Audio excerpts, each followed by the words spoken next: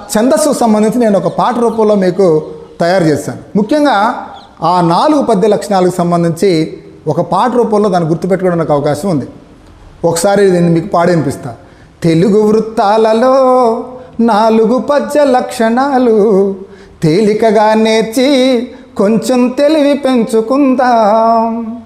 ఉత్పలమాల పద్యంలో 4 పాదాలుంటాయి. ప్రతి పాదముల భరణ భబర వాగ్గణాలు వరుసగా వస్తాయి. 10వ అక్షరం యతి స్థానమై ప్రాస నియమాన్ని కలిగి ఉంటుంది. తెలుగు వృత్తాలలో 4 పద్య లక్షణాలు తేలికగా నేర్చి కొంచెం తెలివి పెంచుకుందాం. చంపకమాల పద్యంలో 4 పాదాలుంటాయి. ప్రతి పాదములో నజబజ జజరా గణాలు వరుసగా వస్తాయి. 11 అక్షరం యతి స్థానమై ప్రాస నియమాన్ని కలిగి ఉంటుంది. తెలుగు వృత్తాలలో 4 పద్య లక్షణాలు తేలికగా నేర్చి కొంచెం తెలివి పెంచుకుందాం. శార్దూలం పద్యంలో 4 పాదాలుంటాయి.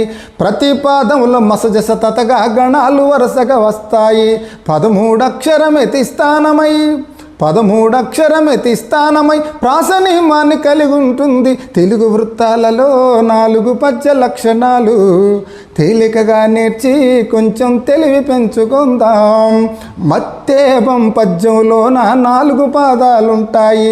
ప్రతి పాదంలో సభరణమయ గణాలు వరుసగా వస్తాయి. 14 అక్షరం యతి స్థానమై